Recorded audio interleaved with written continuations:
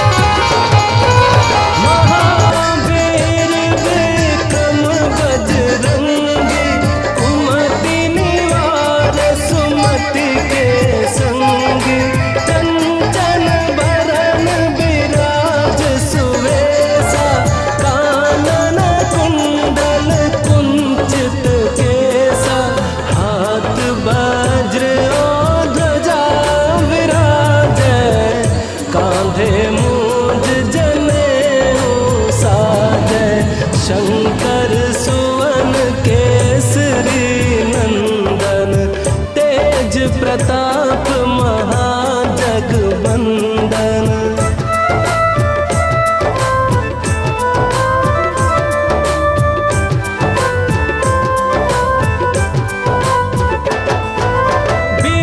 विद्यावान गुणी अति चातुर, राम काज करिबे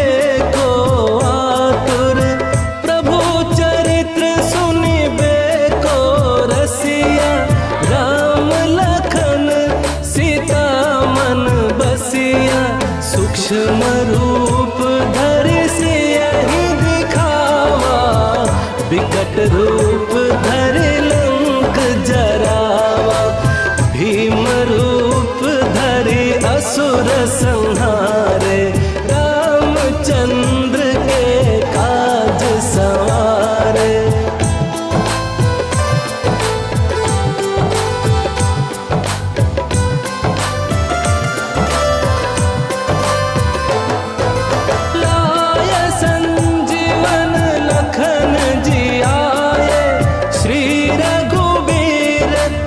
शिउर लाए, रघुपति किन्ही बहुत बड़ाई। तुम मम प्रिय भरत ही सम भाई। सहस बदन तुम्हरो जस गावे, अस कहि श्रीपति कंठ लगावे। सनकादिक ब्रह्मादि मुनीसा, नारद सारद सहित अहिसा।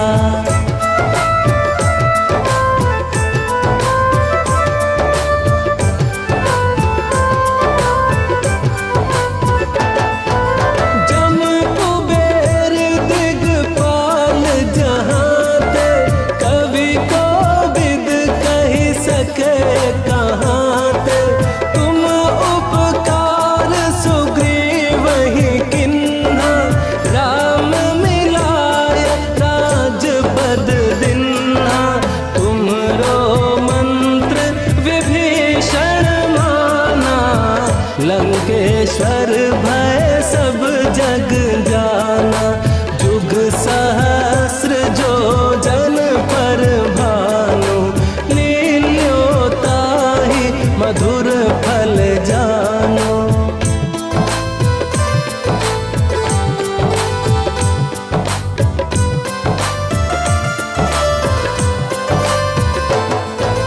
प्रभु मुद्रिका मेली मुख माही, जलधि लांघि गए अचरज नाही।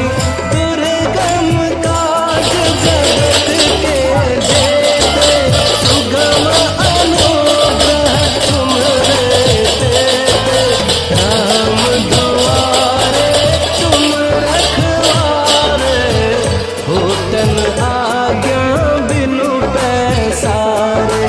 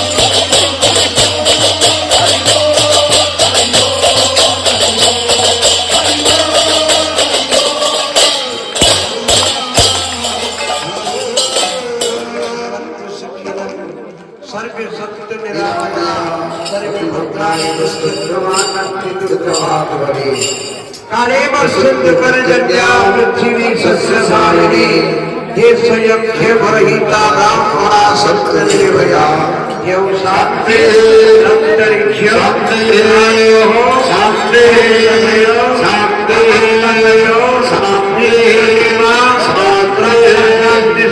शान्ति सामारे सुशान्तिर्भवतु भवतु यज्ञ नारायण कवित्यर्थे सर्वे भूरानंद कवाय सर्वे भूरानंद कवाय भातृत्व भाव जागृत भूरानंद कवाय समस्त भक्त भक्ता पूर्ण ही भूरानंद कवाय सर्वे भूरानंद कवाय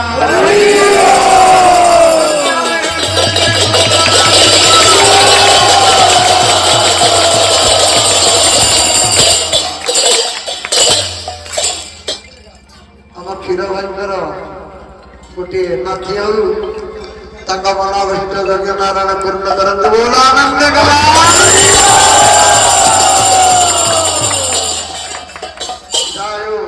आर वर्ष आम पाखे बालाजी होते से तो बर्तमान परबारी जाति समस्ते आम यज्ञ नारायण पाखे प्रार्थना करवा आत्मार सजगति हूँ से विष्णु लोक प्राप्ति हूँ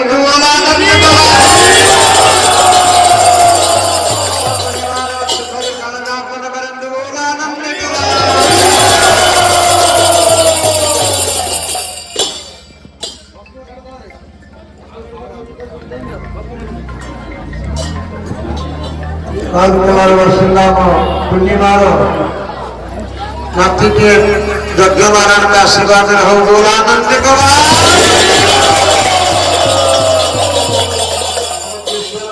शरीर आरोग्य थे बोलानंद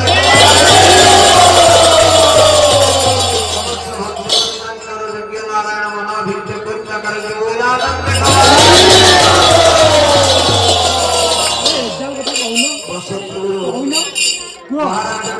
शरीर आरोग्य